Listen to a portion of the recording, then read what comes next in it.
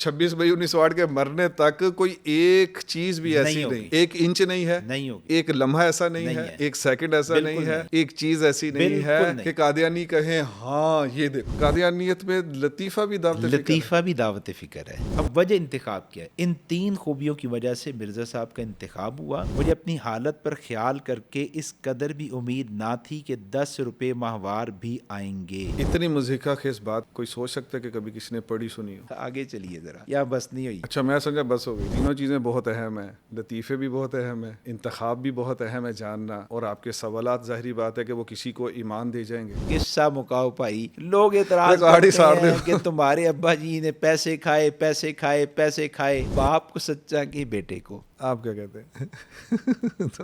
مجھے صرف اپنے دسترخوان اور روٹی کی فکر تھی. شرم شرم شرم، ناکامی ناکامی ناکامی، الجھاؤ. اور زندگی کے کتنے سال گزر گئے اب تک ویسے؟ مرزا صاحب کو اس زمانے میں بھی مذہبی مباحثے کا بہت شوق تھا. انٹرسٹنگ چیز آ گئی. اب انبیاء کو مذہبی مباحثوں کا شوق نہیں ہوتا. کہیں مرزا غلام احمد قادیانی اپنے آپ کو ڈیڈ بال کرا دیتا ہے، کہیں وہ لوز بال کرا دیتا ہے، اور کہیں وہ اپنے آپ کو باؤنسر مار رہا ہے. یہ کیا چیزیں ہیں؟ تیسر صاحب ذرا دیکھتے جائیے گا، یہ دلائل چل رہے ہیں اسلام کی حقانیت. اچھا جناب، بات یہاں بھی نہیں رکی. یار بس قسم سے سمجھتا ہوں، چلو شکر ہے اب بس ہو جائے گی. نہیں سر، میں آپ کو عرض کروں بات تھوڑی سی. السلام علیکم ناظرین، دی مرزا فائلز کی دوسری ایپیسوڈ میں میں ہوں تیسر علی، اور ہمارے اسٹوڈیو میں ہمارے لیڈ ریسرچر مولانا منیر احمد علوی صاحب ہمارے ساتھ موجود ہیں. السلام علیکم منیر صاحب. وعلیکم السلام ورحمۃ اللہ. کیسے ہیں آپ؟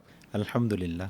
اچھا یہ بتائیے گا کہ اگر انسان کو پتہ چل جائے کہ اس کی محنت کا پھل اس کو مل رہا ہے تو کیا محسوس کرے گا وہ؟ جی، اگر انسان کی محنت حق کو سچ ہو اور اس کو اس کا پھل اس کی زندگی میں مل جائے تو اس کی خوشی کو الفاظ کی صورت میں بیان کرنا ناممکن ہے. اس خوشی کا کیا عالم ہوگا کہ اگر اس کو یہ پتہ چل جائے زندگی میں نہیں بلکہ ہر ایپیسوڈ میں اس کو پھل مل رہا ہے. مطلب جی؟ آپ نے کمنٹس نہیں پڑھے پہلی ایپیسوڈ کے بارے میں؟ نہیں، میں اصل میں بیرون ممالک کچھ سفر پہ تھا تو میں نہیں دیکھ سکا. یہ تو بہت اچھا ہوا آپ نے ذکر کیا بیرون ممالک کے سفر کا، مجھے پتہ چلا تھا. جی. کب ہمارے ناظرین کو آپ سے یہ ساری اپنی 4-5 ممالک کی جو ایک ٹریول ایکسپیرینسز ہے جو اتنے ایمان افروز ہوں گے، مجھے یقین ہے، کب آپ ان کے ساتھ شیئر کریں گے؟ جی تیسر صاحب، یہ اصل میں 9 ملکوں کا سفر ہے. اللہ اکبر. اور نہایت ایمان افروز ہے. اس کے جو واقعات ہیں اور جو خدائی نصرت دیکھی ہے ماشاء اللہ، اس کو سننے سے ایمان تازہ ہوتا ہے. تو اگر آپ ابھی چاہ رہے ہیں کہ نہیں ابھی تو جیسے اب میرا خیال تھا 3-4 ممالک ہیں، لیکن آپ نے فرمایا کہ 9 ممالک ہیں، جی تو اوبیسلی کوئی کچھ ایپیسوڈز تو لگیں گی اس پہ. جی میں حاضر ہوں، میں تو ہر طرح کی خدمت کے لیے حاضر ہوں انشاءاللہ. ہمارے ناظرین تو پھر بہت خوش ہو جائیں گے انشاءاللہ، اور میں بھی اس کا بڑی بے صبری سے انتظار کروں گا. جیسی ترتیب بنائیں میں حاضر ہوں انشاءاللہ. تو وہ جو میں نے عرض کیا کہ محنت کا پھل مل جائے تو خوشی ہوتی ہے، تو ہماری جو بھی ایپیسوڈ ہو جا رہی ہے اس وقت اس پہ آپ یقین کریں کہ سینکڑوں کمنٹس آتے ہیں ماشاءاللہ. اور سینکڑوں کی تعداد میں کمنٹس مسلمانوں کے علیحدہ ہیں اور قادیانیوں کے علیحدہ ہیں. اچھا. تو اسی پہلی ایپیسوڈ میں سے میں آپ کے سامنے 2 کمنٹس جو ہے نا وہ چن کے لایا ہوں. جی. تو وہ میں آپ کے سامنے پیش کرنا چاہوں گا. ضرور. ایک صاحب ہیں، انہوں نے کمنٹ کیا ہے کہ منیر صاحب نے اپنی آپ کی جو پہلی ایپیسوڈ تھی ہماری دی مرزا فائلز کی، اس میں منیر صاحب نے ایک حوالہ پیش کیا کہ مرزا غلام قادیانی اپنے باپ کی پینشن لینے کے لیے گیا اور 700 روپے کی خطیر رقم تھی. جی. اور آپ نے اس میں یہ بھی ایک مثال دی کہ اس وقت ایک آنے میں 4 کلو دیسی گھی آ جاتا تھا. بالکل ایسے. تو اگر اس کو آج کے حساب سے بھی کریں تو یہ کروڑوں روپیہ بنتا ہے. جی ایسے ہی ہے. کمنٹ یہ ہے کہ مرزا غلام احمد قادیانی کا جو باپ تھا وہ کس عہدے پہ تھا؟ وائسرائے تھا، بہت بڑا عہدہ تھا، کہ کروڑوں روپے کی پینشن، کروڑوں روپے کی پینشن کیسے اس زمانے میں؟ جی تیسر صاحب، وائسرائے، جنرل اور کوئی سپریم کورٹ کا چیف جسٹس اور کوئی عہدہ ہو، اتنی پینشن نہیں بنتی.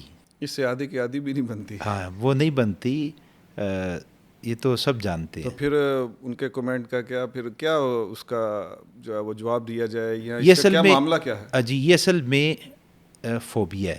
اچھا. مرزا غلام قادیانی کو ایک فوبیا تھا کہ میں خود کو ممتاز کر کے پیش کروں، اپنے والدین کو ایک نمایاں حیثیت دلاؤں، ممتاز مقام دلاؤں، اپنے خاندان کو ایک امتیازی حیثیت دلاؤں، ممتاز مقام دلاؤں. تو یہ فوبیا تھا جس کی وجہ سے مرزا غلام قادیانی نے، اس کی ذریت یعنی اس کی اولاد نے یہ باتیں نقل کر دی ہیں. تو پھر تو یہ لگتا ہے کہ ہمیں اپنی ہر ایپیسوڈ میں اس فوبیا کا سامنا رہے گا. جی بالکل, یہ تو آپ کو آخری ایپیسوڈ تک ساتھ ساتھ ملتا رہے گا. چلیں, یہ تو اچھی بات ہے ہمارے ناظرین کے لیے کہ ان کا انٹرسٹ بھی ڈیولپ رہے گا. ناسی جی.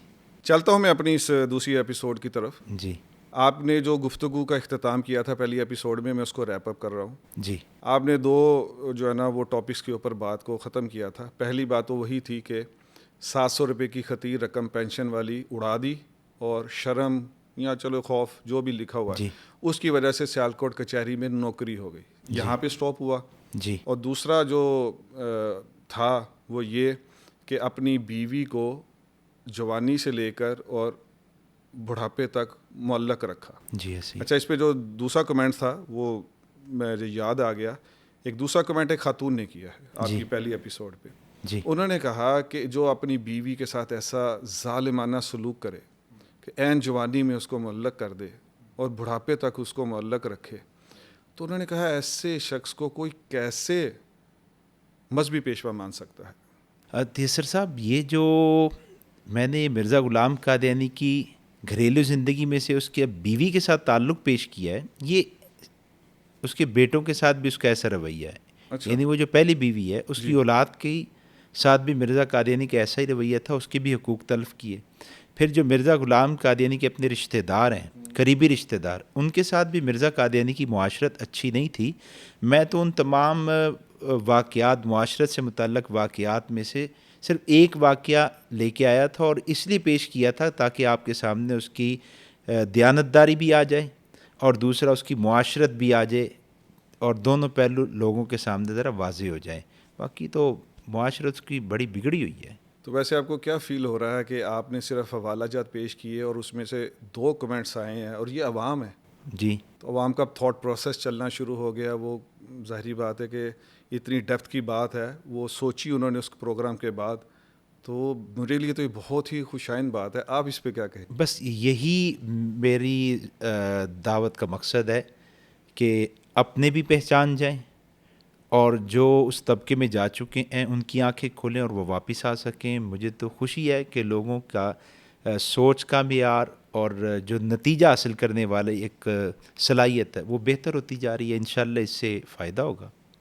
اچھا, آج میں چاہ رہا تھا کہ ہماری دوسری ایپیسوڈ ہے اور ہم مرزا غلام احمد قادیانی کی نوکری ہو گئی, چلیں وہ وہاں تک پہنچ چکے ہیں, شادی بھی ہو گئی. جی. تو اب مقصودی بات پہ آیا جائے کہ دعوی جو کی اصل چیز تو وہی مقصود ہے نا, تو اس کے اوپر گفتگو اگر ہم آج شروع کریں, آپ کیا کہتے ہیں اس کے بعد؟ تیسر صاحب, یہ جو مرزا غلام قادیانی کے دعوے ہیں نا, اگرچہ یہ مقصود ہیں, لیکن ان دعووں کے لیے جس زندگی پر اور جس زمانے کی ہم بات کر رہے ہیں, یعنی مرزا غلام قادیانی کی سیالکوٹ کی ملازمت کا زمانہ, یہ ان دعووں کے لیے بنیاد کی حیثیت رکھتا ہے. اس لیے یہ جو ملازمت والا زمانہ ہے اس پر مزید کچھ بات چیت ہونی چاہیے. اس پر میرے پاس کچھ سوالات ہیں, کچھ لطیفے ہیں, اور کچھ ایسے واقعات ہیں جس کی بنیاد پر جو آپ کے سامعین ناظرین ہیں ان کے لیے یہ فیصلہ کرنا آسان ہو جائے گا اور سمجھنا آسان ہو جائے گا کہ مرزا غلام قادیانی کا انتخاب کب اور کیوں ہوا ہے. تو یہ بڑی اہم زندگی ہے, یہ بڑا اہم زمانہ ہے. تھوڑا سا آپ وقت دیں, ہم اس کو تھوڑا سا بیان کر لیں, پھر انشاءاللہ العزیز 1-2 قسطوں کے بعد ہم ان دعوت تک پہنچ جائیں گے. آپ ایک ورڈ بول گئے ہیں بیچ میں. جی. جی. اور مجھے لگ رہا ہے کہ وہ ورڈ بیسیکلی جتنی بھی ایپیسوڈ ہو 20+ جی. تو یہ ورڈ اور آج کی ایپیسوڈ یہ شاید یہی ڈیسائیڈنگ فیکٹر اور بنیادی چیز ہے. انتخاب سے تو ایک دم میرا وہ ایک ریڈار کھڑا ہو گیا کہ یعنی انتخاب, ویری انٹرسٹنگ. بالکل آپ ٹھیک سمجھے ہیں, انتخاب ہوا ہے. اچھا, کیوں ہوا وہ آپ کے سامنے حوالہ جات سے آ جائے گا. یہ تو میرا خیال ہے بہت سی عوام کے لیے ایک پہلی دفعہ ایک نئی بات ہوگی کہ انتخاب ہے پیچھے اس کے. اور کچھ میں نے کہا کچھ لطیفے بھی ہیں, کچھ میرے سوالات ہیں, وہ سوالات بھی رہنمائی کا کام دیں گے تاکہ لوگ حق کو پہچان سکیں. اب تینوں چیزیں بہت اہم ہیں. جی. لطیفے بھی بہت اہم ہیں. جی. اور انتخاب بھی بہت اہم ہے جاننا, اور آپ کے سوالات ظاہری بات ہے کہ وہ کسی کو ایمان دے جائیں گے انشاءاللہ. تو پہلے کس پہ شروع کریں؟ میرا خیال ہے عوامی طرز کو سامنے رکھتے ہوئے تو لطیفے بھی بات ہو جائے. ہاں, یہ جو میں نے لفظ بولا نا لطیفہ, یہ اصل میں یہ بھی دعوت فکر ہے. اچھا جی قادیانیت میں لطیفہ بھی دعوت فکر ہے؟ لطیفہ بھی دعوت فکر ہے، یعنی قادیانیت میں ہر چیز ہی دعوت فکر ہے؟ بالکل ایسا ہی ہے. جیسے ایک واقعہ آتا ہے اور مرزا غلام قادری کے بیٹے نے سیالکوٹ کچہری کی ملازمت کے دوران کا یہ واقعہ اپنی کتاب سیرت المہدی میں نقل کیا ہے. ٹھیک ہے. وہ یہ میرے پاس حوالہ موجود ہے، یہ سیرت المہدی، یہ جو آپ کے سامنے کتاب ہے، جی بالکل. اس کی جلد نمبر اول صفحہ نمبر 142. وہ لکھتا ہے کہ حضرت صاحب کے ساتھ لالا بھیم سین یہ بھی مختاری کے امتحان کی تیاری میں تھے. چنانچہ وہ اس امتحان میں کامیاب ہو کر مختار بن گئے، مگر آپ کے لیے چونکہ پردہ غیب میں اور کام مقدر تھا، اس لیے آپ کو خدا نے اس راستے سے ہٹا دیا. نیز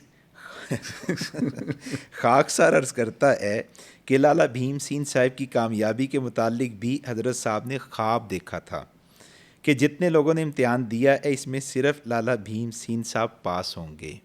تیسر صاحب، یہ جو مختاری کا امتحان ہے آپ جانتے ہی کس درجے کا امتحان ہوتا ہے؟ جی بالکل، یہ ایک کلیریکل ٹائپ آف جاب ہے. بالکل ایسا اور یہ انڈین لا اور چھوٹی موٹی انگلش اور ہسٹری کے بارے میں پیپر دینے کے بعد وہ اس کے بعد وہ کسی وکیل کا کوئی وہ منشی ٹائپ لگتا ہے اور وہ کچھ عرضیاں لکھنا شکنا، یہ اس طرح کا بس اسی درجے کی یہ جاب تھی اور اسی درجے کے امتحان تھا کہ بنیادی معلومات، تاکہ ایک وکیل کا منشی بن کے کوئی بنیادی درخواستیں، چھوٹی موٹی درخواستیں نمٹا سکے، لکھ سکے. بالکل.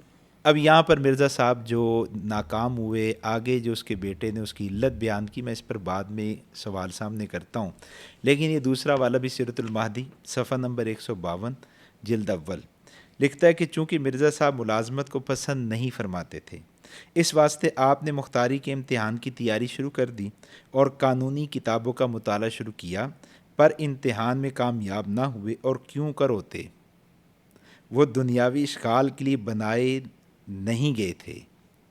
اب میرا اس پر سوال پہلا، جی مرزا صاحب کیا اتنی صلاحیت نہیں رکھتے تھے کہ وہ مختاری کے امتحان پاس کر سکے؟ ہندو پاس کر گیا ہے، وہ نہیں. اب علت کیا بیان کی جا رہی ہے؟ علت یہ بیان کی جا رہی ہے کہ مرزا صاحب کو خدا تعالیٰ نے پہلے سے بتا دیا تھا کہ لالا بھیم سین کے علاوہ سب فیل، سب ناکام ہو جائیں گے. تو میرا سوال، توجہ کیجیے گا، میرا سوال یہ ہے، یہ کوئی اتنا اہم امر تھا کہ لالا بھیم سین نے کامیاب ہونا ہے اور اللہ تعالیٰ مرزا صاحب کو وحی کے ذریعے، خواب کے ذریعے بتا رہے ہوں؟ دوسرا، اگر مرزا صاحب نے ناکام ہونا ہے تو پھر مرزا صاحب نے اپنی عمر کا یہ قیمتی وقت انگریز کے قانون کو پڑھنے میں کیوں گزارا ہے، کیوں وقت برباد کیا ہے؟ اور پھر یہاں ایک اور بڑی اہم بات ہے، یہ مختاری کے امتحان دینے کے بعد ایک منشی لگنا ہے اور کس کے قوانین کے تحت کام ہونا ہے؟ انگریز کے. آپ نے خود دیکھا نا، آپ نے مجھے بتایا کہ مختاری کے امتحان میں وہ ہندوستان کے کوئی لا، انگریز کے کوئی لا جو تھے، انڈین لا، اس کا کچھ مطالعہ ہوتا تھا. اب مجھے بتائیں، نبی یہ اللہ رب العزت کے قوانین کو نافذ کرنے کے لیے آتا ہے یا انگریز کے قوانین کو پڑھ سمجھ کر اس کے نفاذ کی کوشش کرتا ہے؟ یہ میں نے بتانا ہے یا قادیانی سے پوچھے؟ دیکھیں نا قرآن مجید کیا کہتا ہے. قرآن مجید کہتا ہے کہ جو اللہ تعالیٰ کے احکامات کے مخالف کوئی حکم لائے، کوئی فیصلہ لائے، یعنی اللہ نے جو نازل کی ہے شریعت، اس کے مقابلے میں کوئی حکم شریعت لائے، کوئی فیصلہ لائے، تو وہ ظالم ہے، وہ فاسق ہے، وہ کافر ہے. بالکل. مرزا غلام قادیانی نے 4 سال تک یعنی 24 سال عمر ہے، 28 سال کی عمر تک 1864 سے 1868 تک یہاں ملازمت کی ہے. انگریز ہی کے قوانین کے تحت ملازمت بھی کی ہے اور انگریز ہی کے قوانین کا پرچار کیا، یعنی اسی میں لگا رہا ہے. تو یہ جو ملازمت کا زمانہ ہے یہ کوئی غیر اہم نہیں ہے. اگر تھوڑی سی بھی توجہ کی جائے تو بندہ کہے گا نہیں یار، جو رب کا نمائندہ ہو، پھر اس کا دعویٰ یہ کہ خدا نے مجھے ماں کے پیٹ میں نبوت دے دی تھی. جی کہتے ہیں مجھے خدا نے ماں کے پیٹ میں نبوت دے دی تھی. جب خود میں حوالہ پیش کروں گا جب اس موضوع پر جاؤں گا. جی، جب خدا نے ماں کے پیٹ میں نبوت دے دی تھی، اور یہاں خود مرزا کا بیٹا کہہ رہا ہے کہ اس زمانے میں مرزا صاحب کے ساتھ خدا کا تعلق ایسا تھا، خدا رہنمائی کرتا تھا، خواب آتا تھا، بتایا جاتا تھا، تو کیا ایسا شخص بھی انگریز کے بنائے ہوئے قوانین کو مانے گا اور اس کا پرچار کرے گا، اس کے مطابق فیصلوں میں معاون بن جائے گا، ایسا ممکن نہیں ہے۔ اس لیے میں نے عرض کیا کہ یہ زندگی بڑی اہم ہے۔ پھر اس میں ایک دوسرا لطیفہ، دوسری دعوت کیا ہے، اس زمانے میں چونکہ مرزا صاحب نے مختاری کا امتحان دینا ہے تو ایسا نہیں محنت نہیں کی، محنت کی ہے، محنت کے بعد ناکام ہوا ہے، اور محنت کی تو اس پر میرے پاس ایک حوالہ ہے، یہ بھی سیرت المہدی اسی کے بیٹے کی کتاب، صفحہ نمبر 141۔ وہ لکھتا ہے کہ مرزا صاحب کا یہ جو زمانہ تھا نا سیالکوٹ کچہری کا، اس میں مرزا صاحب نے بھی انگریزی شروع کی اور 1-2 کتابیں انگریزی کی پڑھی، 1-2 کتابیں انگریزی کی پڑھی۔ Point یہ to be noted۔ مختاری کے امتحان کی تیاری ہو رہی ہے۔ اچھا، اس پر آپ مرزا غلام قادیانی کے دعووں کی بات کی زندگی کے کچھ الہامات کو لیں، اور ان الہامات کو مرزا نے اپنی صداقت کی دلیل بنانے کی کوشش کی، اس کو لیں۔ وہ الہامات ہیں انگریزی میں۔ یہ تذکرہ، یہ کتاب ہے تذکرہ، اس کا صفحہ نمبر 92۔ اس پر مرزا قادیانی نے اپنے کچھ الہامات ذکر کیے ہیں، اور وہ الہامات میں آپ کو پڑھ کے سناتا ہوں، لیکن پہلے اس کا ایک دعویٰ دیکھ لیں۔ اور وہ کیا لکھتا ہے کہ مجھ پر انگریزی میں اللہ تعالیٰ نے کچھ الہامات نازل کیے، انگریزی وحی کہتا ہے کہ وہ انگریزی وحیوں کو ذکر کرنے کے بعد کہتا ہے کہ میں انگریزی سے بالکل بے بہرا ہوں، بالکل بے بہرا ہوں، تاہم خدا تعالیٰ نے بعض پیش گوئیوں کو بطور محبت انگریزی میں میرے پر ظاہر فرمایا ہے۔ پھر اس نے وہ انگریزی الہامات نقل کیے۔ اسی طرح یہ کتاب ہے روحانی خزائن، جلد نمبر 22، صفحہ نمبر 317۔ اس پر بھی مرزا غلام قادیانی انگریزی کے کچھ الہامات کو نقل کرتا ہے اور کہتا ہے یہ وہ پیش گوئی ہے کہ انگریزی میں خدائے وحدہ لا شریک نے کی، حالانکہ میں انگریزی خوان نہیں ہوں اور بکلی اس زبان سے ناواقف ہوں۔ ایبسولوٹلی unfamiliar، جی کسی صورت جانتا ہی نہیں، بکلی کا معنی مجھے کچھ نہیں پتا، ABC بھی نہیں آتی، میں اس زبان سے بالکل ناواقف ہوں۔ اب یہ اپنی انگریزی الہامات کو دلیل بنا رہا ہے کہ میں سچا ہوں۔ وجہ کیا ہے کہ میں انگریزی جانتا نہیں اور مجھ پر انگریزی زبان میں وحی نازل ہوئی ہے۔ تیسر صاحب، یہ جو مرزا قادیانی کا بیٹا کہہ رہا ہے کہ اس نے تو انگریزی پڑھی ہے، کیا ڈراپ سین کیا، 2 کتابیں اس نے انگریزی کی، 1-2 کتابیں پڑھی ہیں، اور پھر یہ 1-2 کتابوں کا اثر اس کی وحیوں میں کتنا آیا ہے یہ دیکھ لیں آپ۔ اس کی وحییں کیا ہیں؟ کہتا ہے مجھے اللہ تعالیٰ نے وحی کیا کی ہے، آئی ایم ود یو۔ یہ پہلے دوسری جماعت کا بچہ ایسے جملے بنا لیتا ہے، یہ 1-2 کتابوں کا اثر ہے۔ کہتا ہے اللہ نے مجھے کیا کہا ہے، آئی ایم ود یو۔ پھر کہتا ہے اللہ نے مجھے کہا ہے یس آئی ایم ہیپی۔ پھر اللہ نے مجھے کہا لائف آف پین، اللہ نے مجھے کہا آئی شیل ہیلپ یو۔ پھر کہتا ہے اللہ تعالیٰ نے کہا کہ آئی لو یو۔ پھر یہ مرزا قادیانی کہتا ہے کہ مجھے اللہ تعالیٰ نے کہا لائف آف پین، اور کچھ اس طرح کے الہامات نقل کیے ہیں۔ اور ایک الہام دیکھے، کہتا ہے اللہ نے کہا ہی ہیلڈ ان دا ضلع پشاور، ضلع پشاور، جی ٹھیک ہے، ضلع کی انگریزی ڈسٹرکٹ ہے جی۔ یہاں مرزا قادیانی نے جو 1-2 کتابیں پڑھی تھی نا، اسی کا اثر آ رہا ہے، اور وہ ڈسٹرکٹ کی جگہ ضلع نقل کر رہا ہے۔ نہیں، لیکن یہاں میں ایک بات کہنا چاہوں گا، جی، میرا خیال ہے یہ واحد مقام ہے کہ جہاں مرزا قادیانی سچ بول رہا ہے۔ وہ کیسے کہ کتابیں تو 2-3 لگی ہوں گی، اس میں گرامر اور کمپریہنشنز، یہ اس طرح کے امتحانات میں آپ جانتے ہیں آج تک لگتی آتی ہیں۔ جی جی، کمپریہنشن کرنا ہوتا ہے، کوئی گرامیٹیکل جملے ہوتے ہیں، تو بیسیکلی وہ جو 2-3 کتابیں لگی ہوں گی نا، تو مرزا بالکل سچا ہے۔ وہ کہہ رہا ہے کہ وہ میں ہاتھ ہی نہیں لایا، جیسے ہمارے یہاں بھی لوگ کہتے ہیں نا کہ تو ہاتھ لایا ہوتا تو پاس ہو جاتا۔ تو نہیں، میں تھوڑا سا اختلاف کروں گا۔ مرزا غلام قادیانی کا بیٹا کہہ رہا ہے کہ 1-2 کتابیں پڑھی، وہ پڑھنے سے مراد وہی ہوتا ہے نا، اس کی صلاحیت نہیں تھی نا۔ یہ بھی کہہ سکتے ہیں کہ آپ کی بات ہے، آپ صلاحیت پہ لے جا رہے ہیں، میں کہہ رہا ہوں کہ وہ کہنا چھڈو، دوا کرو کہ پڑھ کے کرنا۔ بہرحال یہ تو آپ کہہ سکتے ہیں، یہ بھی بات کہہ سکتے ہیں۔ بہرحال جو میں جس کی طرف متوجہ کرنا چاہ رہا ہوں جناب، وہ یہ ہے کہ ایک گزری صلاحیت بھی نہیں تھی، نہیں، ایک طرف مرزا قادیانی کا بیٹا کہتا ہے کتابیں پڑھی ہیں، اور مرزا غلام قادیانی کہتا ہے کہ مجھے تو بالکل کچھ نہیں آتا۔ یہ دونوں باتوں میں اصلاً تضاد ہے۔ پھر اگلی بات کیا ہے، یہ اسی کی کتاب ہے، وہ روحانی خزانہ جلد نمبر 23 صفحہ نمبر 218 پر کیا لکھتا ہے، لکھتا ہے کہ یہ بالکل غیر معقول اور بیہودہ امر ہے کہ انسان کی اصل زبان تو کوئی اور ہو اور الہام اس کو کسی اور زبان میں ہو.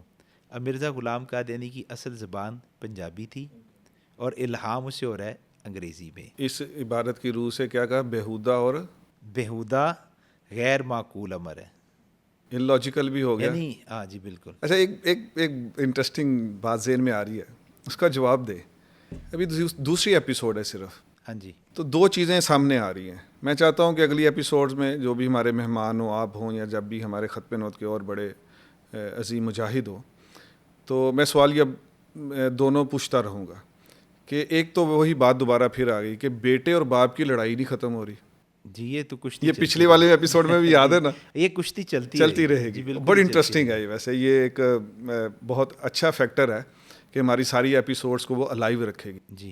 دوسری بات، کہیں مرزا غلام احمد قادیانی اپنے آپ کو ڈیڈ بال کرا دیتا ہے، کہیں وہ لوز بال کرا دیتا ہے، اور کہیں وہ اپنے آپ کو باؤنسر مار رہا ہے. یہ کیا چیزیں ہیں؟ ایک طرف وہ کہہ رہا ہے کہ یہ بیہودہ بات ہے، یہ لاجیکل بات ہے، اور دوسری طرف وہ کہہ رہا ہے کہ مجھے اسی میں ہی زبان سے ہٹ کے بھی وہی آئے. تیسر صاحب یہ جو ادارے تفتیش کرتے ہیں نا، تو ایک افسر آتا ہے، تفتیش کرتا ہے، سوالات کرتا ہے، جوابات لیتا ہے، پھر کچھ وقفے کے بعد ایک اور افسر کو بھیجا جاتا ہے، وہی سوالات ہوتے ہیں، جوابات دیے جاتے ہیں. پھر تیسرے افسر کو بھیجا جاتا ہے، وہی سوالات ہوتے ہیں، جوابات ہوتے ہیں، کوئی 2-4 سوال اوپر نیچے ہو جاتے ہیں. یہ جو ایک ہی طرز کے سوالات بار بار کیے جا رہے ہیں، جوابات لیے جا رہے ہیں، جانتے کیوں ہیں؟ کیوں ہے جی؟ اس وجہ سے کہ اگر تو جھوٹ ہوگا تو تضاد آ جائے گا. مجھ سے کوئی پوچھتا ہے کہ آپ کی سن ولادت کیا ہے، میں سچ بتا دوں گا تو وہ تو میرے ذہن میں پختہ بیٹھی ہوئی ہے. لیکن اگر میں نے جھوٹ بولا تو ممکن ہے کسی موقع پر میں سچ بولوں، کسی موقع پر کوئی اور سن ولادت بتاؤں. تو یہ جو جھوٹ ہوتا ہے نا، اس میں تضاد آ جاتا ہے. مرزا غلام قادیانی کی اپنی باتوں میں تضاد بھی اسی وجہ سے ہے کہ جھوٹ، اور مرزا غلام قادیانی کے بیٹے اور مرزا قادیانی کی جنگ بھی اسی وجہ سے ہے کہ باپ جھوٹ بولتا ہے خود کو ممتاز کرنے کے لیے، اپنے دفاع کے لیے، اور بیٹا آ کے کسی اور پہلو سے جھوٹ بولتا ہے مرزے کو ممتاز کرنے کے لیے اور مرزے کے دفاع کے لیے یا بچانے کے لیے. ہاں دفاع کے لیے. لیکن دونوں کی کشتی ہو جاتی ہے. وجہ بنیاد میں جھوٹ کی بنیاد پر سچ بنانے کی کوشش کی جاتی ہے، دفاع کی کوشش کی جاتی ہے. یہ سارا تضاد اور یہ کشتیاں اسی وجہ سے ہوتی ہیں. تیسر صاحب، میں نے جو مرزا صاحب کی سیالکوٹ کچہری کی ملازمت کے زمانے میں سے 2 حوالے، فقط 2 والے، جیسے میں نے کہا لطیفہ ہے، دعوت ہے، یہ بھی اس لیے پیش کیے ہیں تاکہ یہ بات واضح ہو جائے کہ مرزا غلام قادیانی کا بچپن، مرزا غلام قادیانی کی جوانی ایسی نہیں ہے کہ اس کو بندہ کوئی راہبر مان سکے، اس کے پیچھے چل سکے. اور اس وجہ سے پیش کیے ہیں کہ وہ جو قادیانیوں کا ایک دعویٰ ہے اور وہ جو مسلمانوں کو ٹریپ کرنے کی کوشش کرتے ہیں کہ جناب یہ جو مسلمان علماء مرزا صاحب کے دعووں کی بات کی زندگی پر بات کرتے ہیں اور کہتے ہیں مرزا صاحب نے جھوٹ لکھے ہیں، مرزا صاحب کی پیش گوئی غلط ہے، مرزا صاحب کی عبارات میں تضادات موجود ہیں، یا انہوں نے گالیاں دی ہیں. یہ تو مرزا صاحب کے دعوے کی بات کی زندگی ہے. دعوے سے پہلے والی زندگی پر اعتراض کرو نا. اور اس پر وہ قرآن مجید کی آیت کو پیش کرتے ہیں اور کہتے ہیں دیکھو حضور پاک صلی اللہ علیہ وسلم کو قرآن نے جب کہا نا اپنی زندگی کو پیش کرو، تو قرآن نے کیا کہ فقد لبثت فیکم عمرا من قبلی افلا تعقلون، کہ میں نے دعوے سے پہلے بہت سی زندگی تم میں گزاری ہے، تم عقل نہیں رکھتے. ایک مربی صاحب نے مجھے کہا جی میں نے مرزا صاحب کے دعوے کے بعد والی زندگی پر بات نہیں کرنی، پہلے والی زندگی کو پیش کرو. میں نے کہا میں اس کو بھی پیش کروں گا، لیکن بعد والی زندگی پر آپ نے کیوں بات نہیں کرنی؟ کہنے لگے اس لیے کہ حضور کو بھی حکم تھا کہ پہلے والی زندگی، بعد والی نہیں. میں نے کہا کیوں، آپ کو بعد والی زندگی پہ کوئی تردد ہے؟ مجھے تو سرکار کی پہلی اور بعد کی زندگی پہ کوئی تردد نہیں. آیت کا معنی تو یہ تھا کہ نبی جی آپ ان کو کہیے کہ اب جو میں تم سے باتیں کر رہا ہوں سچی ہیں، تم پہلی زندگی کو نہیں دیکھتے کہ پہلے ساری زندگی میں میرا سچ تھا. جب میں نے 40 سال کا عرصہ تم میں گزار اور سچائی ہے، دیانت ہے، امانت ہے، پاک دامنی اخلاق کے عمدہ کردار ہے، تو بعد کی زندگی کیسے خراب ہو سکتی ہے؟ تو میں نے کہا وہاں مقصد اور وہاں مراد یہ ہے، یہ نہیں کہ بعد کی زندگی کو نہیں لینا، پہلے کی زندگی کو لینا ہے. پوری زندگی مرزا صاحب کی زندگی کو پہلے والی بھی لیں گے، بعد والی بھی لیں گے. اور یہ تمہارا دعویٰ جو ہے، جیسے اس نے کہا کہ جی بعد والی نہیں پہلے والی، میں نے کہا پہلے والی پہ آ جاؤ. تو میں نے جب 3-4 حوالے پہ پیش کیے تو اب کہتے ہیں نہیں میں نے مرزا صاحب کے کردار پر بات نہیں کرنی، میں نے مرزا صاحب کی دعووں پر بات کرنی ہے. میں نے کہا دعووں پر بھی بات نہیں کر پائیں گے. خیر وہ ایک لمبی بات ہے. تو یہ جو حوالہ جات پیش کیے ہیں یہ اس وجہ سے پیش کیے تاکہ وہ جو دعویٰ اے فقط لبثت فیکم عمرا من قبلی کی صورت میں وہ دعویٰ اس کی حقیقت بھی ہمارے سامنے آ جائے. اچھا دوسرا میں نے آپ کے سامنے ایک بات عرض کی تھی کہ یہ جو زندگی ہے سیالکوٹ کچہری کی ملازمت کا زمانہ، انتخاب، یہاں انتخاب ہوا، یہ اہم زندگی ہے. انتخاب کیوں ہے؟ یہ اس زندگی میں مرزا غلام قادیانی نے وہاں چھوٹے موٹے کوئی بحث مباحثوں میں شرکت کی ہے، اور وہ جو اس زندگی میں جو بحث مباحثے ہوئے ہیں اس کا ذکر بھی قادیانی کتابوں میں موجود ہے. چنانچہ یہ میرے پاس ایک حوالہ ہے ایسی سیرت المہدی کا. ٹھیک ہے جی. اس میں مرزا غلام قادیانی کا بیٹا سیرت المہدی جلد اول صفحہ 252 پہ لکھتا ہے کہ مرزا صاحب اور ہیڈ ماسٹر، یہ ہیڈ ماسٹر تھا ایک اسکول کا، عیسائی تھا، اس کا اوپر تعارف لکھا ہوا ہے کہ مرزا صاحب اور ہیڈ ماسٹر کی اکثر بحث مذہبی امور میں ہو جاتی تھی. مرزا صاحب کی اس عیسائی ہیڈ ماسٹر سے مذہبی امور میں بحث ہو جاتی تھی. آپ آج دیکھتے ہیں نا کہ یہاں پاکستان میں بھی ایک ماحول ہے کہ عام لوگ بھی مذہبی بحث مباحثہ کرتے، سیاست کے علاوہ مذہبی بحث مباحثے بھی ہوتے رہتے ہیں. یہ اس مسئلہ کے اس مسئلہ کے کہیں بیٹھے کوئی بات چیت ہو جاتی ہے. وہ زمانہ ایسا تھا کہ جب پادری بھی ہیں، پنڈت بھی ہیں، مسلمان بھی ہیں، تو شکوک و شبہات بھی ہیں، بحث مباحثے بھی ہیں. تو مرزا صاحب انہی بحث مباحثوں میں کچھ شرکت کرتے تھے. اسی کا بیان یہ سیرت المہدی جلد اول صفحہ 142 پر بھی موجود ہے.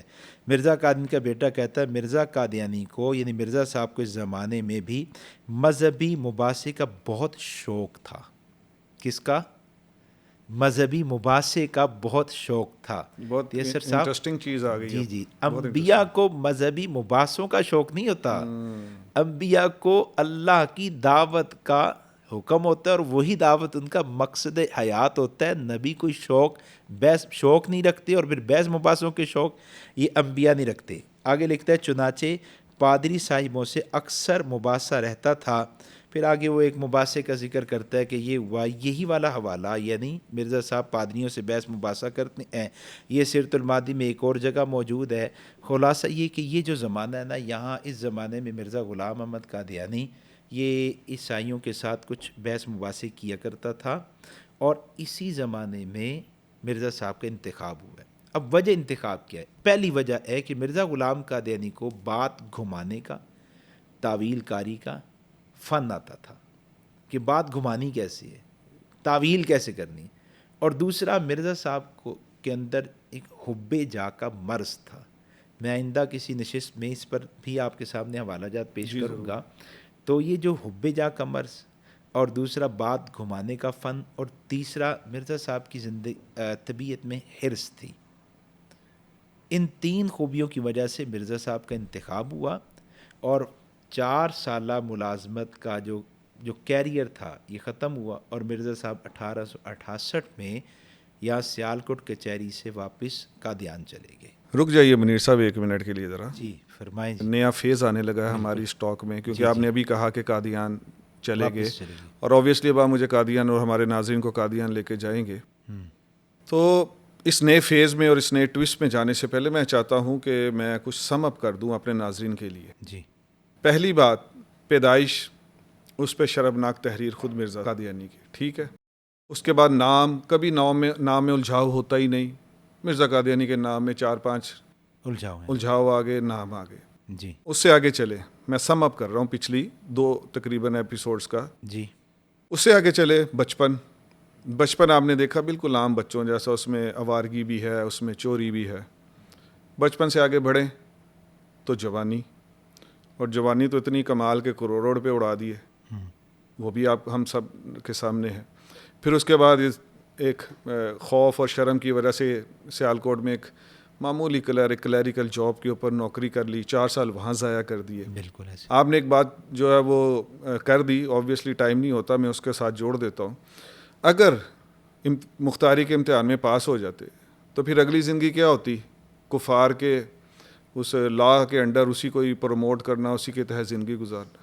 جی ایسا ہی ہے نا. تو ادھر آگے بھی چلے جاتے تو بھی کچھ نہیں تھا. ویسے آگے پھر بھی یہی رہا ہے. امتحان میں فیل، نوکری میں کچھ نہیں، کلیریکل جاب، شرم شرم شرم، ناکامی ناکامی ناکامی، الجھاؤ الجھاؤ الجھاؤ. جی. اور زندگی کے کتنے سال گزر گئے اب تک؟ ویسے یہ پرائم ٹائم تو گزر گیا نا. 28 سال گزر چکے ہیں. پرائم لائف بھی تقریباً جی، ختم ہو رہی ہے. 29 سال گزر گئے، جی. کچھ بھی نہیں ہے پلے. تو میں کیا کہوں اس پہ اب؟ کیا سمجھ آتا ہے؟ تیسر صاحب یہ جو ابھی آپ کہہ رہے ہیں نا، ناکامی ناکامی ناکامی، یہ ابھی یہاں ختم نہیں ہوئی. It's just the beginning. آگے مرزا صاحب جب قادیان گئے ہیں نا، تو والد صاحب نے کہا کہ اب تم آگے ہو تو میرے کام کرو. بھئی کیا کام کرے؟ بقول مرزا غلام قادیانی کے کہ جب میں سیالکوٹ سے واپس چلا گیا تو والد صاحب کے بہت سے جائیدادیں جو ہیں نا وہ سکھوں کے ذریعے قبضے میں چلی گئیں اور برباد ہو گئیں اور ہم محروم ہو گئے. تو والد صاحب نے مجھے مقدمات میں لگا دیا. مقدمات میں جو سم اپ کیا تھا کہ اس میں ابھی تک کوئی روحانیت، کوئی دینداری نہیں آ رہی. نہیں، ابھی قادیان پہنچ کے بھی نہیں، وہ تو آخر تک بھی نہیں آنی. لیکن میں تو ان کے پارٹ پہ سوچ رہا ہوں. ان کے پارٹ بیسیکلی میں آپ کو جو ریزن بتاؤں کہ ہے. اتنے نمبر آف یونیورسٹیز میں، کالجز میں، اسکولز میں گفتگو کر چکا ہوں کہ یہ مرزا قادیانی کی شخصیت تھی، یہ دعوے تھے. تو اب یقین جانے ایک سوال کا جواب میرے خیال سے نہیں دیا جا سکتا. جیسے ابھی خاتون نے بھی پوچھا کہ ابتدا میں ہی جو اپنی بیوی سے اتنا ظالم ہے، اس کو کوئی کیسے اتنے بڑے منصب پہ بٹھا سکتا ہے؟ یہ سوال کا جواب میں تو نہیں آج تک دے پایا. تو میں بیک اینڈ پہ یہی کہہ رہا ہوں، ابھی تک تو کچھ بھی نہیں آ رہا جس پہ قادیانی بھی کوئی مقدمہ کھڑا کر سکے. یہ میرا بیسیکلی ایک سوال ہے. ابھی آگے بھی ایسے ہی ہے. ہوتے مرن بنیاد نہیں بن سکتی. جی نہیں بن سکتی. بنیاد ایک کمزور ہے. یعنی 1908 کے 26 مئی 1908 کے مرنے تک کوئی ایک چیز بھی ایسی نہیں، ایک چیز نہیں ہوگی، ایک انچ نہیں ہے، نہیں ہوگی، ایک لمحہ ایسا نہیں ہے، ایک سیکنڈ ایسا نہیں ہے، ایک چیز ایسی نہیں ہے کہ قادیانی کہیں ہاں یہ دیکھو. میں چیلنج کرتا ہوں، پوری زندگی میں ولادت سے موت تک کوئی ایک پہلو لے آئے نا. ابھی جس پر بڑا فخر تھا نا، میں اس کی طرف آ رہا ہوں، ذرا مجھے ابھی تھوڑے بات کا موقع دینا. مرزا صاحب کہتے جب چلے گئے نا تو میرے والد صاحب نے میرے والد صاحب اپنے بعض آباء و اجداد کے دیہات کو دوبارہ لینے کے لیے انگریزی عدالتوں میں مقدمات کر رہے تھے. انہوں نے ان ہی مقدمات میں مجھے لگایا اور ایک زمانہ دراز تک میں ان کاموں میں مشغول رہا. مجھے افسوس ہے کہ بہت سا وقت عزیز میرا ان بیہودہ جھگڑوں میں ضائع گیا. اور اس کے ساتھ ہی والد صاحب موصوف نے زمینداری امور کی نگرانی میں مجھے لگا دیا. میں اس طبیعت اور فطرت کا آدمی نہیں تھا، اس لیے اکثر والد صاحب کی ناراضگی کا نشانہ رہتا تھا. چلو یہ تو سم اپ ہو گیا نا. ایک تو سم اپ ہو گیا کہ آدھی زندگی مرزا قادیانی کی ابھی تک ناکام ہے، ضائع ہو چکی. خود کہہ رہا ہے نا، بالکل ضائع ہو گیا. زیرو کہیں جی سے زیرو ڈالا، زیرو ضائع ہو چکا ہے. آگے کیا کہہ رہا ہے کہ میرے والد صاحب بھی مجھ سے ناراض رہتے تھے. میں اس طبیعت کا آدمی نہیں تھا، میری فطرت میں یہ بات نہیں تھی. جناب اگر آپ کی طبیعت میں یہ بات نہیں تھی، آپ کی فطرت میں یہ بات نہیں تھی، تو سیالکوٹ کچہری میں آپ نے 4 سال کیوں ضائع کیے؟ اس سے پہلے والے 24 سال کے، یعنی جو 8 سال بلوغت کے بعد 8-10 سال بنتے ہیں، وہ کیوں ضائع کیے؟ پھر یہاں آئے تو ایک عمر کا لمبا زمانہ پھر آپ نے کیوں ضائع کر دیا؟ ایک طرف آپ اپنے وقت کو برباد کر رہے ہیں اور دوسری طرف آپ والد کی ناراضگی کو بھی مسلسل مول رہے ہیں. اور پھر آگے کیا کہہ رہا ہے یہ بھی دیکھیں آپ. کہتا ہے کہ حضرت والد صاحب کی تلخ زندگی کا نقشہ مجھے اس بے لوث زندگی کا سبق دیتا ہے جو دنیاوی قدورتوں سے پاک ہے. اگرچہ حضرت مرزا صاحب یہ اپنے والد کو کہہ رہا ہے اور اپنے والد کے بارے میں کہتا ہے بے نمازی تھے، دین کی طرف کوئی رغبت نہیں تھی. میں جو مسجد جاتا تھا مجھ پر بھی تنقید کرتے تھے، اسی حال میں دنیا سے چلے گئے. کہتا ہے اگرچہ حضرت والد صاحب کے چند دیہات ملکیت باقی تھے. تیسر صاحب بڑے غور سے آپ نے باتیں سننی آج، اور اس کی طرف آپ نے اپنے سامعین ناظرین کو متوجہ کروانا ہے. آخر میں آپ بے فکر ہیں، ہمارے سامعین فوبیا کو بھی اس وقت نوٹ کر چکے ہیں. جی، آخری ایپیسوڈ تک فوبیا کو بھی ذہن میں رکھیں گے اور ناکامی اور ساری. اب یہاں بہت سے دیہات تھے، چلے گئے، اور کچھ دیہات باقی رہ گئے. ملکیت میں دیہات کئی گاؤں باقی ہیں. 700 والی. جی اب آگے کہہ رہا ہے کہ چند دیہات ملکیت باقی تھے اور سرکار انگریزی کی طرف سے کچھ انعام بھی سالانہ مقرر تھا اور ایام ملازمت کی پینشن بھی تھی۔ دیہات بھی تھے، زمینداری اور کھیتی کھتی آتی ہے اور مربوں سے کتنا آئے گا۔ پھر انگریز انعام بھی دیتا تھا، یہ ایک الگ کہانی ہے وہ کس چیز پر انعام دیتا تھا۔ تیسرا ملازمت جو کی اس کی پینشن بھی آتی ہے، مگر وہ جو کچھ دیکھ چکے تھے، یعنی جتنی جائیداد ان کے پاس پہلے موجود تھی، اس لحاظ سے وہ سب کچھ ہیج تھا۔ یعنی جو یہ آ رہے ہیں نا چند دیہات ہیں اور یہ انگریزی حکومت انعام بھی دے رہی ہے، پینشن بھی آ رہی ہے، کہہ رہے وہ سب ہیج تھا۔ اس وجہ سے وہ ہمیشہ مغموم اور محزون رہتے تھے۔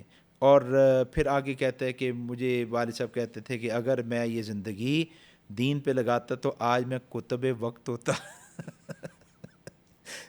آج میں کتب وقت ہوتا یا غوث وقت ہوتا۔ اور پھر ایک شعر پڑھا کرتے تھے۔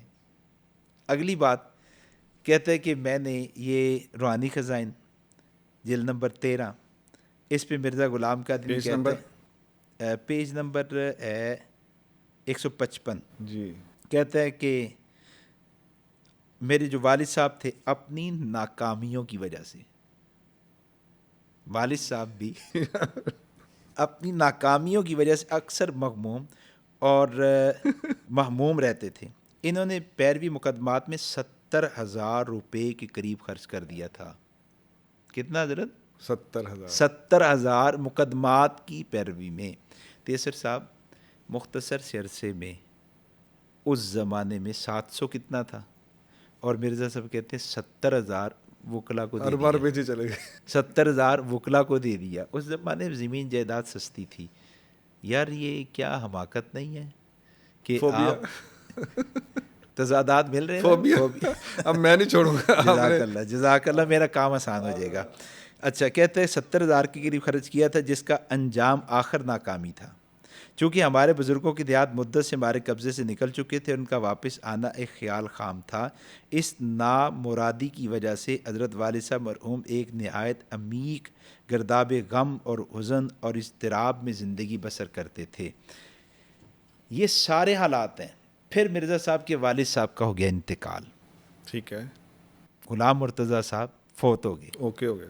اب یہاں تک آپ کو جو باتیں ذہن میں رکھنے والی ہیں، ایک بات ہے پینشن کی رقم آ رہی ہے، انگریز کی طرف سے انعامات بھی مل رہے ہیں، اور کئی دیہات باقی ہیں۔ ہاں جی، کئی دیہات باقی ہیں۔ جب والد صاحب کا انتقال ہوا تو مرزا غلام قادری کہتا ہے کہ پھر میں اس زمانے میں میرے پر حال کیسا تھا۔ مال پیسہ آیا ہے، توجہ کیجیے گا، مال پیسہ دعووں کے بعد آیا ہے۔ تو اب یہ اپنی اس زمانے کی زندگی کو ذکر کرتے ہوئے کہتا ہے کہ میرے پاس الفاظ نہیں، مجھے اپنی حالت پر خیال کر کے اس قدر بھی امید نہ تھی کہ 10 روپے ماہوار بھی آئیں گے۔ یہ سچ ہے۔ اپنی حالت پر امید کر کے، سمجھ گیا، پہنچ گیا جی۔ بھائی مسئلہ یہ کہ آپ کے ابا جی کے پاس تو اتنے دیہات تھے اور آپ تو صرف 2 بھائی تھے جی، پھر آپ کے ابا جی کی پینشن کی رقم 700 روپے اور پھر انعامات اور مال و دولت والے تھے آپ، پھر والد کے وصال کے بعد آپ کی حالت اتنی نیچے کیوں آئی؟ اور یہیں پر میں پوچھتا ہوں، مرزا صاحب کا دعویٰ یہ کہ میں مجدد ہوں، میں محدث ہوں، میں ملعم ہوں، میں مہدی زماں ہوں، امام الزماں ہوں، مسیح وقت ہوں، مسیح موعود ہوں، پھر نبی اور رسول ہوں، اور وہ کیا کہہ رہا ہے کہ مجھے اپنی حالت پر خیال کر کے اتنی بھی امید نہیں تھی۔ امیدیں کون سی باندھی ہوئی ہیں؟ روپے پیسوں کی۔ پیسے، یہ کتنا سوال ایک، وہ ساری جائیدادیں کہاں گئیں؟ دوسرا سوال کہ جو نبی اور رسول ہوتا ہے، مامور من اللہ ہوتا ہے، اس کی مال پیسے پہ نگاہ کب ہوتی ہے؟ پھر یہ دیکھیں کیا پیارا والا ہے، مرزا غلام قادری کہتا ہے، روحانی خزائن جلد نمبر 18 صفحہ نمبر 492، وہ لکھتا ہے کہ مجھے صرف اپنے دسترخوان اور روٹی کی فکر تھی۔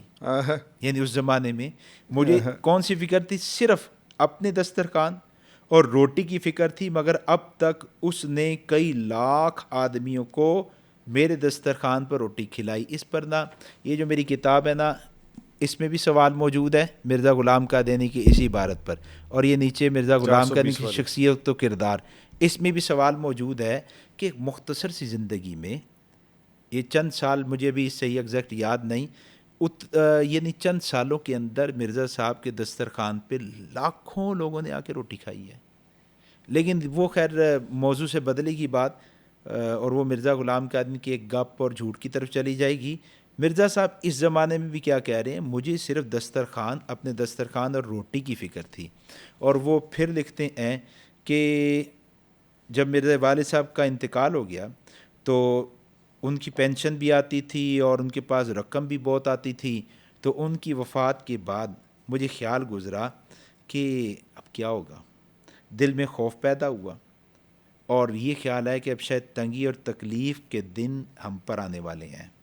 پھر کہتے ہیں مجھے اللہ نے کہا علیہ صلی اللہ بکافی نبدا، مجھ پہ وہی اتری علیہ صلی اللہ بکافی نبدا. اور یہ ساری کہانی جو ہے نا، میں غریب تھا، میرے پاس کچھ نہیں تھا، میرے پاس پیسہ نہیں تھا، میری نگاہ یہیں پر تھی، یہ اس کی کتابوں میں بہت سی جگہوں پر یہ عبارات موجود ہیں. جیسے یہ دیکھیں اشعار ہیں، اور وہ کیا لکھتا ہے، جو کچھ میری مراد تھی سب کچھ دکھا دیا، میں ایک غریب تھا اور مجھے بے انتہا دیا، اللہ نے مجھے بڑا مال دے دیا، میں غریب آدمی تھا. اور اس میں بھی وہی کہانی چلاتا ہے کہ میں زاویہ گمنامی میں تھا، لوگ مجھے جانتے نہیں تھے، اور میں تو اپنے باپ کی پنشن پر اور اس کی آمدن پر گزارا کرنے والا آدمی تھا. تو باپ گیا تو مجھے پھر پریشانی ہوئی کہ اب کیا بنے گا. پھر اللہ تعالیٰ نے مجھ پر فتوحات کھولیں اور مال آنے لگا. اس پر پھر آگے میں نے کچھ حوالہ جات لکھے ہیں کہ کہتا ہے جی اتنے عرصے میں میرے پاس لاکھوں روپے، اتنے لاکھ آ چکے ہیں، پھر کہتا ہے اتنے لاکھ آ چکے ہیں. اس پر میں اب ایک حوالہ آپ کے سامنے لانے لگا ہوں. یہ ہے مرزا غلام قادیانی کی سوچ کا محور کہ مجھے صرف روٹی کی فکر تھی. انبیاء کو روٹی کی فکر نہیں ہوتی، انبیاء کو اپنے رزق کی فکر، مال دولت کی فکر نہیں ہوتی، انبیاء کو دین حق کی فکر ہوتی ہے، امت کی فکر ہوتی ہے. اور مرزا غلام قادیانی کہتا ہے مجھے اپنی روٹی کی فکر تھی. اب ایک حوالہ ہے وہ ذرا آپ سن لیں اور فیصلہ کریں کہ مرزا غلام قادیانی اپنے حال کے پر جو فتویٰ لگتا تھا وہ کن پر لگاتا ہے. یہ فتح الاسلام روحانی خزانہ جلد نمبر 3 صفحہ 26 کہتے ہیں مساجد میں منافقین کا جمع ہونا جو احادیث نبویہ میں آخری زمانے کے حالات میں بیان کیا گیا ہے، یہ بھی اس کا جھوٹ ہے، آئیں گے انشاءاللہ آگے. وہ پیش گوئی انہی ملا صاحبوں کے متعلق ہے، علماء کے خلاف ہے نا. جب آپ کسی کے بدن کو نقصان پہنچانا چاہے طبیبوں کے خلاف کریں، دین کو نقصان پہنچانا چاہے تو دینی راہبر رہنماؤں کے خلاف کریں. تو کہتے ہیں وہ جو پیش گوئی حدیث میں آئی، حدیث میں کوئی نہیں ہے، من گھڑت بات کی. وہ پیش گوئی انہی ملا صاحبوں کے متعلق ہے جو محراب میں کھڑے ہو کر زبان سے قرآن شریف پڑھتے ہیں اور دل میں روٹیاں گنتے ہیں. مجھے بتائیے روٹیاں گننے والا کون ہے؟ کس کی زندگی ہے جو روٹیوں کی طرف ساری متوجہ ہے، ضرورت ہی نہیں ہے، اور اسی طرف دیکھ رہا ہے کہ مال مال روٹی روٹی، مجھے یہی فکر یہی فکر. تیسر صاحب یہ اس کی کیا دھیان آنے کے بعد مقدمات کھل گیا سر. اور فکر کیا ہے، والد کے جانے کے بعد فکر کیا ہے. جس کی جو فکر ہوتی ہے اس فکر کو حاصل کرنے کے لیے، جس کا جو مقصد ہوتا ہے اس مقصد کو حاصل کرنے کے لیے وہ کچھ کرتا ہے. چنانچہ مرزا غلام قادیانی یہاں سے مذہبی زندگی کی طرف آیا ہے کہ جو انگریز نے ہدف دیا، میرا انتخاب کیا، اس پر مجھے بہت سے وعدے کیے گئے، تو میں اس طرف آتا ہوں. چنانچہ اس نے پھر علماء سے رابطے شروع کیے اور علماء کے ساتھ اس نے کچھ دوستیاں لگائیں، ان سے کچھ علمی مواد لینا شروع کیا، اور یہ شو کیا کہ میں اسلام کا ایک حمایتی ہوں اور میں اسلام کے حق میں کچھ کرنا چاہتا ہوں، اسلام کی خدمت کرنا چاہتا ہوں. اور ساتھ ساتھ اس نے پھر کچھ عربی پڑھی، کچھ اسلامی کتابوں کا مطالعہ کیا، اور یہ دعویٰ اس کا بدستور رہا کہ میں اسلام کی حمایت کے لیے کچھ لکھنا چاہتا ہوں، کچھ کرنا چاہتا ہوں. چنانچہ اس نے اعلان کیا، غالباً یہ 1878 کی بات ہے جی، اعلان کیا کہ میں اسلام کے حق میں صداقت اسلام کے لیے ایک کتاب لکھنے لگا ہوں، جس کتاب میں کی 50 جلدیں ہوں گی، 300 اور 50 جلدیں ہوں گی، 150 جز ہوں گے، اور اس کتاب میں 300 دلائل ہوں گے. ان دلائل کی بنیاد پر میں اسلام کی صداقت کو ثابت کروں گا، قرآن کی عظمت صداقت کو ثابت کروں گا، رسول پاک صلی اللہ علیہ وسلم کی صداقت اور عظمت کو ثابت کروں گا۔ کتنی جلدیں ہیں؟ 50 دعویٰ ہے، 50 جلدیں لکھوں گا، اور دعویٰ ہے 150 جزوں پر مشتمل ہوگی، دعویٰ ہے 300 دلائل پر مشتمل ہوگی، اور ساتھ ہی اس نے ایک نئی بات بھی چلانا شروع کر دی، وہ کتاب میں نے لکھ دی ہے، 50 جلدوں پر مشتمل کتاب میں نے لکھ دی ہے، اب بس اس کتاب کے لیے مجھے پیسے چاہیے، ایڈوانس میں پیسے دو تاکہ میں وہ کتاب چھاپ سکوں۔ لوگوں نے کہا قیمت کتنی؟ کہتا ہے 5 روپے، 50 جلدوں کی قیمت 5 روپے۔ لوگوں نے دینے شروع کیے تو اب اس نے 50 جلدوں کی قیمت 50 جلدوں کی قیمت 5 روپے 5 روپے لوگوں نے دینے ممکن تھا ویسے ایسا؟ یہ 5 روپے زیادہ تھے، اچھا بھی قیمت کم تھی، قیمت نصف سے بھی 2.5 روپے سے بھی کم تھی، لیکن 5 روپے رکھے، اور یہ وہ زمانہ تھا جب لوگ چاہتے تھے کہ اسلام کے حق میں بات ہو، اسلام کے حق میں لکھا جائے، یعنی مزید اور بھی کتابیں آئیں۔ تو مرزا صاحب نے کچھ بڑھا چڑھا کے بات کی تھی، تو اس نے 5 روپے قیمت رکھی، لوگوں نے دینا شروع کیے۔ اب جب پیسے آ رہے ہیں تو اس نے کہا کہ یہ قیمت بڑھ گئی ہے، کاغذ بالکل ایسے ہی، پیپر مہنگا ہو گیا۔ یقین جانیے یہ بات نہیں، اس نے یہی بات لکھی ہے کہ مہنگائی ہوئی ہے، پیپر مہنگا ہو گیا ہے، اور پرنٹنگ وہ میں تھوڑا دوسری ایپیسوڈ میں سمجھ گیا ہوں کہ آگے کیا۔ تو اس نے کہا جی زیادہ ہو چکی ہے، قیمت زیادہ ہو چکی ہے، چنانچہ قیمت کر دی اس نے زیادہ، اور بڑھاتے بڑھاتے بڑھاتے 5 روپے سے بڑھاتے کتنی کی ہوگی؟ 50 روپے۔ اب بہت آگے چلے گئے ویسے، 2.5 روپے کی کتاب ہے، اچھا اچھا، 5 کی، اور میں آج کے حساب سے کیا گیا پھر؟ ہاں یار ڈبل کر دینا، 100 گنا بڑھا دی تو 10 ہو جائے گی، آپ کے 200 گنا بڑھا دی تو 15 ہو جائے گی، 300 گنا بڑھا دی 20 ہو جائے گی، اچھا جی، آپ کے 400 گنا بڑھا دی 25 ہو جائے گی۔ سر نہیں، 25 نہیں، 30 نہیں، 50 نہیں، اس نے 5 روپے قیمت جو رکھی تھی وہ بڑھاتے بڑھاتے 100 روپے قیمت کر دی۔ حضرت جی کسی کو کیا کاروبار آتا ہے یار جو اس بندے کو آتا ہے، 100 روپے قیمت کر دی، اور ہونا یہ چاہیے تھا کتاب کی ضخامت بڑھ جاتی۔ اس نے کہا تھا 150 جز، اور اب اس نے کتاب کو کم کیا تو 150 سے کم کرتے کرتے کہتا ہے جی 37 جزوں پر مشتمل کتاب میں نے لکھ دی ہے، اب بس چھپنے جا رہی ہے۔ چنانچہ پھر اس نے اس کتاب کو چھاپا ہے، ٹھیک ہے، لیکن اس کتاب کی طرف جانے سے پہلے یہ ذرا آپ چند حوالہ جات پڑھ لیں۔ کہتا ہے یہ اس کی کتاب ہے روحانی خزائن، اس میں اسی کتاب کے بارے میں کہتا ہے اس خداوند عالم کا کیا کہ شکر ادا کیا جائے۔ اچھا میں پھر دوبارہ آپ کو ذرا آپ کے ذریعے اپنے سامعین ناظرین کو متوجہ کرنا چاہتا ہوں کہ یہ جو ابھی میں بات کرنے لگا ہوں نا، یہ بھی گویا اس کی تمام تحریریں، تصنیفیں، دعوے اور اس کا کردار، اس کے لیے یہ بنیاد ہے۔ پھر یہ مذہبی زندگی کا آغاز ہو گیا نا، تو یہ بھی بنیاد ہے۔ چنانچہ کیا کہتے ہیں اس خداوند عالم کا کیا کہ شکر ادا کیا جائے کہ جس نے اول مجھ ناچیز کو محض اپنے فضل اور کرم اور غیبی عنایت غیبی سے اس کتاب کی تالیف اور تصنیف کی توفیق بخشی، اور پھر اس تصنیف کے شائع کرنے اور پھیلانے اور چھپوانے کے لیے اسلام کے عمائد اور بزرگوں اور اکابر اور امیروں اور دیگر بھائیوں اور مومنوں اور مسلمانوں کو کسی کو چھوڑ نہیں رہا، اور مسلمانوں کو شائق اور راغب اور متوجہ کر دیا۔ کہتے ہیں میں نے کتاب لکھ دی ہے کہ اللہ تعالیٰ نے مجھے کتاب کی تالیف کی توفیق بخشی، تالیف ہو چکی ہے، لوگ اس کی طرف متوجہ ہو چکے ہیں، اور یہ مجموعہ اشتہارات کا حوالہ بھی ہے، اس میں بھی اس نے یہی کہا، اور یہ براہین احمدیہ، یہ تذکرہ جو کتاب ہے نا، تذکرہ کھولیں پہلا صفحہ جہاں سے اس کی وہی الہامات شروع ہوتے ہیں، تو اس پہلے صفحے پہ آپ کو ایک عنوان ملے گا زمانہ تحصیل علم۔ اس میں وہ نیچے لکھتا ہے، حاشی کے میں ساری تفصیل لکھتا ہے کہ مرزا صاحب کو اس زمانے میں اس کتاب کے بارے میں بڑی بڑی بشارات مل گئیں، اور یہ 3 صفحے کی عبارت لمبی ہے، اگر کوئی ساتھی اس کو حاصل کرنا چاہے تو ہم اس کو واٹس ایپ کے ذریعے بھیج سکتے ہیں پورا والا جات۔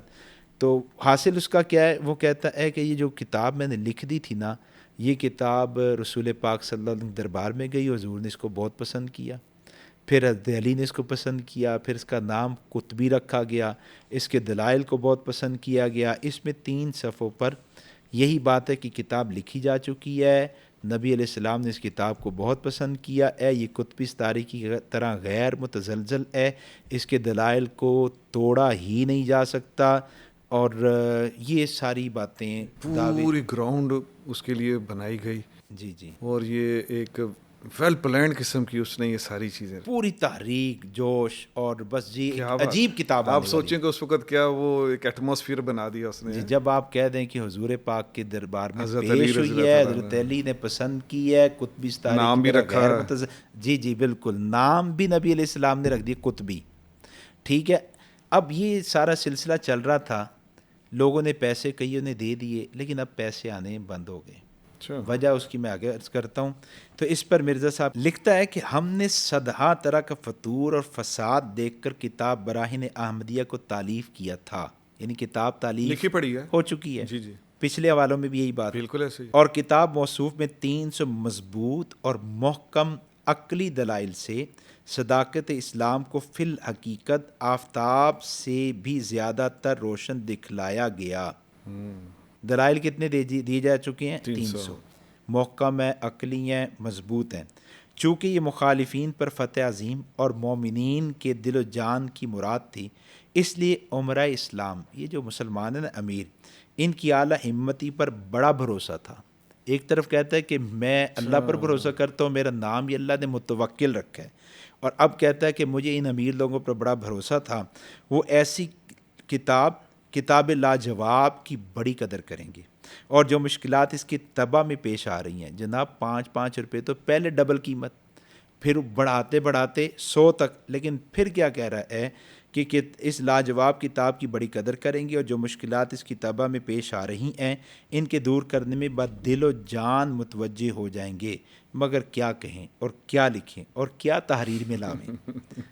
اللہ المستعان واللہ خیر و ابقا. یہ ترغیب دینے کا ختم ہی نہیں ہو رہے، ترغیب دینے کا انداز دیکھ رہے ہیں. جی جی جی. اب آگے، بعض صاحبوں نے قطع نظر اعانت سے مدد بھی نہیں کی، ہم کو سخت تفکر اور تردد میں ڈال دیا ہے. ہم نے پہلا حصہ جو چھپ چکا تھا، اس میں سے قریب 150 جلد کے بڑے بڑے امیروں اور دولت مندوں اور رئیسوں کی خدمت میں بھیجی تھی، اور یہ امید کی گئی تھی کہ جو ہمارا اعلی قدر خریداری کتاب کی منظور فرما کر قیمت کتاب جو ایک ادنا رقم ہے، 100 روپیہ ایک ادنا رقم ہے اس زمانے کی، جو ادنا رقم ہے بطور پیشگی بھیج دیں گے. اچھا، ایڈوانس کی. جی جی 49 جلدیں نہیں چھاپی، ایک جلد چھاپی. یار کمال ہے. اب ایک جلد چھاپ کے اس نے ہندوستان کے جو اس کی نگاہ میں سیٹھ تھے، مالدار تھے، ان کو کتابیں بھیج دی اور کہا میں یہ 50 جلدیں میں نے لکھ دی ہیں، 49 جلدیں چھپنی ہے، میرے پاس پیسہ کوئی نہیں ہے. جناب آپ کے ابا جی نے اتنی جائیدادیں چھوڑی تھیں، اتنا مال چھوڑا تھا، کدھر گیا؟ اور پھر آپ نے جو پیشگی پہلے ہی پیسے لوگوں سے لے لیے تھے، کدھر گئے؟ پھر کتاب چھاپنے کے بعد جن کی طرف سے پیسے نہیں آئے تھے، خریدار ہی نہیں تھے، وہ ان کو ذوق ہی نہیں تھا، تو ان کو مرزا صاحب نے پہلی جلد مفت بھیجی اور کہا یہ مفت لو اور 49 جلدیں باقی ہیں، تم بڑے مالدار ہو تو مجھے دو. کہنے لگا میں نے پیشگی بھیج دی، اور ان کی اس طور کی اعانت سے دینی کام بآسانی پورے ہو سکتے تھے، لیکن ان امیر لوگوں نے، مالداروں نے کوئی اعانت نہیں کی، میری مدد نصرت نہیں کی، اور اس عظیم الشان کتاب کے چھپنے میں مال صرف نہیں کیا. اب تیسر صاحب آئیے، یہ جو عظیم الشان کتاب تھی جس کی تعریف میں اس کی بہت سی عبارات ہیں، میں نے تو 5-7 آپ کے سامنے پیش کی ہیں، وہ کتاب کون سی ہے؟ یہ مذہبی زندگی کا آغاز ہے، یہ کتاب ہے جلد اول، روحانی خزائن، جلد اول. روحانی خزائن کی 23 جلدیں ہیں، مختلف کتابیں ہیں، یہ جلد اول ہے. اس جلد اول میں وہ کتاب موجود ہے براہین احمدیہ، حصہ اول وہ موجود ہے. ایک منٹ کیا کمال پلاننگ، حصہ 4 حصے موجود ہیں، 4 اس کتاب میں. ٹھیک ہے، پلاننگ کا لیول چیک کریں. اب تیسر صاحب یہ کتاب قادیانیوں نے عجیب کام کیا ہے. مرزا صاحب کی 23 جلدوں میں نا، میری ایک قادیانی سے گفتگو ہوئی تو میں نے کہا یار یہ دے، اس نے کہا یہ کس کی کتاب ہے؟ میں نے کہا مرزا صاحب کی. کہتے دیکھا ہے اسلام کے لیے انہوں نے کتنی کتابیں لکھی ہیں. میں نے نا ایک کتاب اٹھائی اور کتاب کے تقریباً کوئی 70-80 صفحے میں نے یوں پکڑے اور میں نے کہا یہ کیا ہے؟ کہتے یہ اسلام کی حقانیت پر دلائل ہوں گے. قرآن و سنت کی تشریح ہوگی تو میں نے جناب کو دکھایا وہ سارا انڈیکس تھا اور کچھ بھی نہیں. کتاب کی ضخامت کو بڑھانے کے لیے یہ شروع میں ساری کتابوں میں یہ ترتیب ہے. اچھا اب یہ پہلی جلد ہے براہین احمدیہ. جی میں دیکھ پا یہ رہا ہوں. آپ نے پہلے بھی کئی بار دیکھی ہوگی جی نا. بالکل. اب یہ پہلا حصہ جب شائع کیا ہے جناب تو کچھ اشتہار ہے کتاب ایسی ہے اور کتاب میں یہ چیزیں ہوں گی, مارکیٹنگ یہ سارا کچھ ہے. یہ چلتا ہے. اب یہ پہلا حصہ شروع ہوتا ہے. تیسر صاحب ذرا غور سے اگر آپ کے کیمرے میں بھی آ سکے نا یہ دیکھیے گا ذرا. یہ تیسر صاحب ذرا دیکھتے جائیے گا. یہ دلائل چل رہے ہیں اسلام کی حقانیت پر. یہ میں 8-10 صفحے پھر آگے لے گیا. یہ چل رہا ہے. سمجھ آ رہی ہے؟ کیا فاؤنٹ آپ دیکھ رہے ہیں حضرت. فاؤنٹ عموماً 16 ہوتا ہے نا کتابوں میں. تو یہ پہلی جلد کا فاؤنٹ چل رہا ہے اور یہ جناب کتاب چل رہی ہے چھوٹے. اچھا یہ پہلے سے پھر ختم ہو گیا. ٹھیک ہے. تیسر صاحب یہاں تک جا کے صرف اشتہار ہے. اس کے اوپر وہ 49 کا ایڈوانس مانگ رہا ہے. اس کتاب پر وہ 49 کتابوں کا حصوں کا جلدوں کا ایڈوانس مانگ رہا ہے. یہ جناب کی کاوش ہے. اشتہار حاضر میں ہم ذکر کر چکے. یعنی اشتہار ہی چل رہے ہیں. المشتہر یہ پہلا حصہ اشتہار ہے بس. اس کے بعد 3 حصوں پہ باقی اور مضامین شروع کیے. اور مضامین کیا ہیں؟ آج تک میرے بڑے حضرات میں خود قادیانی جماعت کو چیلنج کرتے آ رہے ہیں کہ مرزا صاحب نے یہ 4 جلدیں 4 حصے براہین احمدیہ کے شائع کیے. دعویٰ تھا کہ میں 50 حصے شائع کروں گا. 46 حصے کا ہے. دعویٰ تھا 300 دلائل ہوں گے. چیلنج کر رہا ہوں میں جماعت کو, ان کی پوری جماعت کو. یہ 4 حصے میرے ہاتھ میں ہیں. ایک دلیل اسلام کی صداقت پر مکمل دکھا. اچھا جسٹ ون. ایک دلیل وہ ہے ہی نہیں. ایک بھی دلیل مکمل نہیں. کہانی ہے, دائیں بائیں کی باتیں ہیں. مجھے یہ الہام ہوا, مجھے یہ وہی میرے ساتھ اللہ نے یہ بات کی, ساری وہ اپنی باتیں ہیں. ایک دلیل بھی نہ اسلام کی صداقت پر مکمل, نہ قرآن کی صداقت پر مکمل, نہ نبی علیہ السلام کی رسالت پر مکمل. اور یہ وہ الہامی قطبی فلاں فلاں فلاں کتاب جناب نے شائع کر دی. اور اسی کتاب کی بنیاد پر مطالبہ کیا جا رہا ہے کہ مجھے آپ پیسے بھیجیں. اب باقی 46 جلدیں تھیں کہاں گئی؟ وہ تو لکھی ہوئی ہیں نا پہلے لکھا. وہ میں بتاتا ہوں کیسے لکھی ہوئی ہیں جناب. یہ ہو گئی شائع. جی. پھر مرزا صاحب نے سراج منیر اور دیگر رسائل کی طرف توجہ کی اور ان پر علیحدہ فنڈنگ کی دعوت چلانا شروع کی. بھئی یہ کتاب ہے, اس میں یہ بات ہوگی, اس میں یہ, مجھے اس پر بھی آپ پیسے دیں, کتاب خریدیں. جو بڑی ہمت والے مالدار لوگ ہیں خرید کے اس کو مفت تقسیم کریں. اور وہاں سے دوسری کتابوں کے ذریعے سے مال آتا گیا. اس کی تفصیل بھی میری کتابوں میں موجود ہے. یہ تو وقت یہاں شارٹ ہوتا ہے اس لیے میں بالکل مختصر سا کرتا ہوں, چند حوالہ جات لاتا ہوں. تو یہاں پہ کتابوں کے نام عنوان بدلے اور یہ دوسری طرف چلا گیا. پھر ہوا یہ کہ پہلی پروڈکٹ جو ہٹ ہو گئی ہے تو پھر سراج منیر اور ایسی پروڈکٹس تو آنی چاہیے نا. ہٹ ہونے کے بعد کیا ہوا, جنہوں نے پیسے دیے تھے انہوں نے کہا کہ جناب وہ 46 جلدیں ہماری کتابیں. مرزا صاحب چلتے رہے, آئے گی. پھر یہ 21 نمبر جلد ہے سر. اور اس 21 نمبر جلد کے شروع میں نا آپ 74 صفحے تک دیکھیں, انڈیکس بعد کتاب شروع 74 صفحے تک دیکھیں تو اوپر ایک کتاب کا نام چلے گا نصرت الحق. اچھا جی. یہ 73 صفحے تک یہ یہاں سے چل رہا ہے نصرت الحق اور یہ چلتا چلا جا رہا ہے. 73 صفحے تک آپ کو ملے گا نصرت الحق. 74 نمبر صفحہ آیا تو اس کا نام بدل گیا براہین احمدیہ حصہ پنجم. جی براہین احمدیہ. سٹوری کیا ہے؟ سٹوری یہ ہے کہ وہ جو مطالبہ کیا جا رہا تھا نا کہ ہمیں جناب وہ دیں, آپ کتابیں دیں, تو یہ نصرت الحق کے نام سے کتاب لکھ رہا ہے. 73 صفحے ہو چکے ہیں. تو اس نے کہا کہ یار کیوں نہ میں اس کتاب کو 5واں حصہ کر دوں. چنانچہ اس نے اوپر نام بدلا اور براہین احمدیہ حصہ پنجم کر دیا. جب یہ کتاب ہوگی مکمل تو اس نے کتاب کو چھاپا اور پھر اس کتاب کے صفحہ نمبر 9 پر ایک عجیب بات لکھی ہے. میں نے اس کا عکس بھی ساتھ رکھا ہے. کہتا ہے مقدمے میں دیباچے میں کہتا ہے پہلے 50 حصے لکھنے کا ارادہ تھا مگر 50 سے 5 پر اکتفا کیا گیا. اور چونکہ 50 اور 5 کے عدد میں صرف ایک نقطے کا فرق ہے، اس لیے 5 حصوں سے وہ وعدہ پورا ہو گیا. کیا نیوٹنز لا پیش کیا ہے. اس سے بڑی خیانت کی کوئی مثال ہوگی؟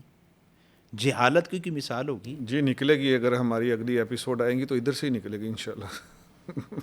مرزے کے گھر سے نکلیں گی. ایسی نکلتی رہیں گی. لیکن یہ عجیب بات ہے یار، تم پہلے وعدہ کر چکی ہو، دعوے کر چکی ہو، کتاب چھاپ دی ہے، دلائل موجود ہیں، حضور نے پسند کی ہے، حضرت علی نے پسند کی ہے، اور وہ بس اب پیسے دو تاکہ میں باقی حصے چھاپنا شروع کروں.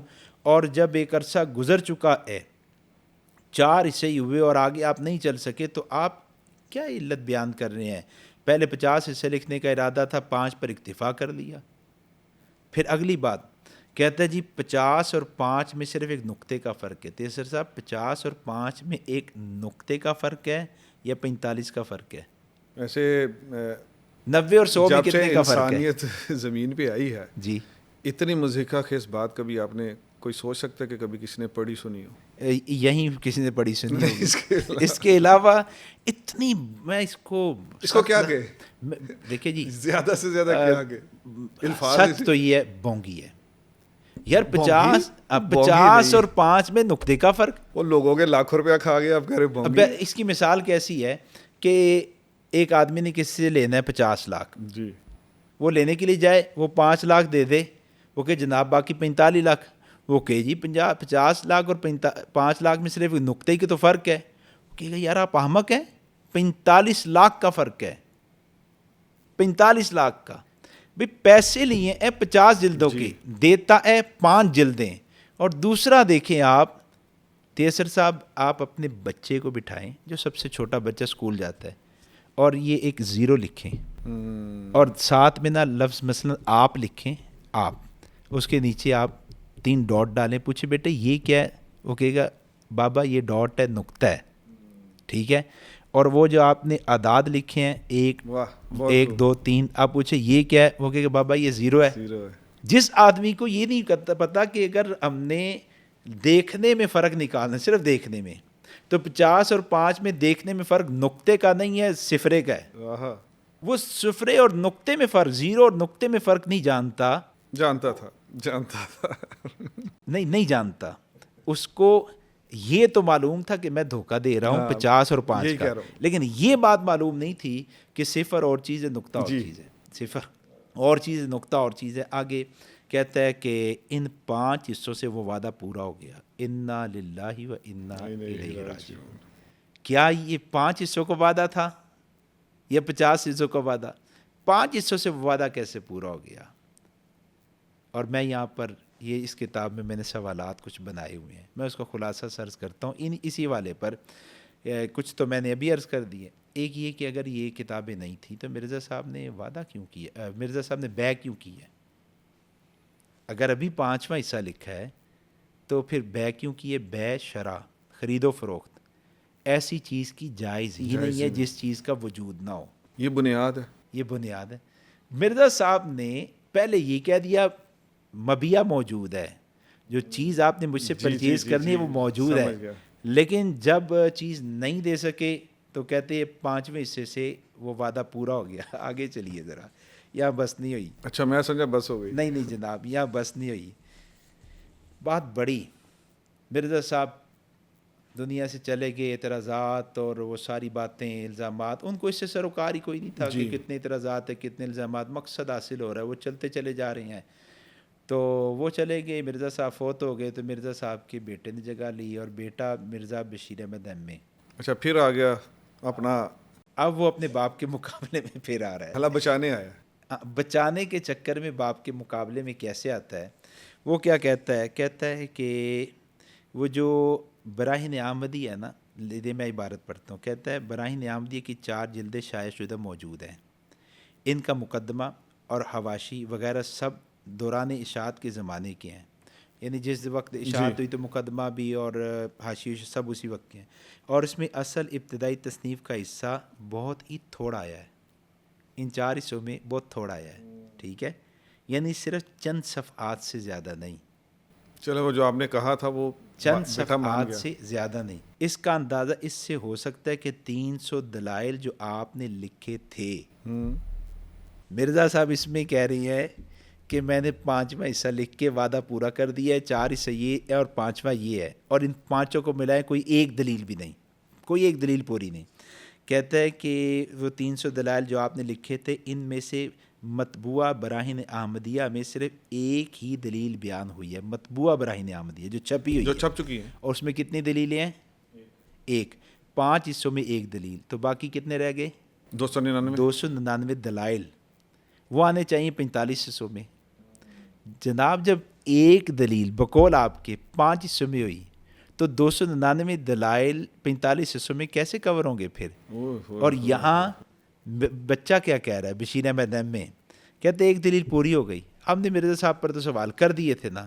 میں مرزا بشیر احمد ایم پہ سوال کرتا ہوں، میرا دعویٰ آج ان کے ماننے والے موجود ہیں، یہ 5 جلدیں میرے پاس بھی موجود ہیں، آپ کے پاس بھی موجود ہیں، کوئی ایک دلیل مکمل دکھا دیں. اتنا آسان دعویٰ نہیں ہو سکتی. کہتے ایک دلیل بیان ہوئی، اور بلکہ یہ دیکھیں میں بھول گیا، کہتے اور وہ بھی نامکمل طور پر. چلو شکر ہے. یہ اچھا ہوا مجھے آپ کے پروگرام میں ہی بیٹا آپ کے لیے بڑا ہیلپ فل ہے. جی کہتے وہ بھی نامکمل طور پر. میرے ذہن سے واقعات نہیں بالکل نکل گیا تھا یہ اگلا عبارت. کہتے وہ بھی نامکمل طور پر ان 4 حصوں کے تباہ ہونے کے بعد اگلے حصص کی اشاعت خدائی تصرف کے تحت رک گئی. خدائی تصرف کے تحت رک گئی، اور سنا جاتا ہے کہ بعد میں اس ابتدائی تصنیف کے مسودے بھی کسی وجہ سے جل کر تلف ہو گئے. قصہ مکاؤ بھائی. لوگ اعتراض کرتے ہیں کہ تمہارے ابا جی نے پیسے کھائے، تو کہہ دو کہ یار یہ جو ہے نا ابا جی نے تو لکھ دیا تھا لیکن نہ وہ کسی وجہ سے وہ سارا مسودہ جل گیا تھا. باپ کہتا ہے کہ میں نے نہیں لکھا، یہ 5واں حصہ لکھا ہے اور میری بس ہو گئی ہے.